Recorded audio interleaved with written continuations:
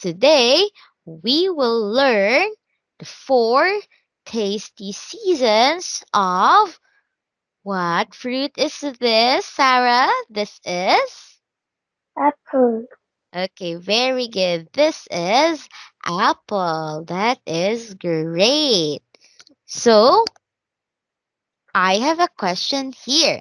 By the way, today we will learn Unit 1, the life science and plant life. Okay, so the end of the lesson, you will get to learn how an apple tree changes in each season. Okay, by the way, how many seasons do you have there at your place?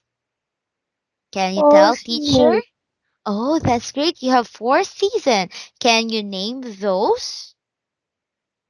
Spring, summer, fall, winter.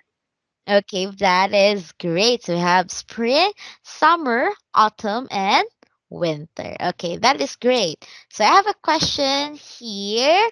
Sarah, what do plants need to grow and live? What do Yes, plants they need? yes, They need water, correct? yes, How about sunlight? Do they need sunlight? yes. Okay, that is great. And what do you think, or how do plants change in spring? Mm-hmm. Do they change color? No, No. How about sizes? Do they change their sizes? What do you think? yes.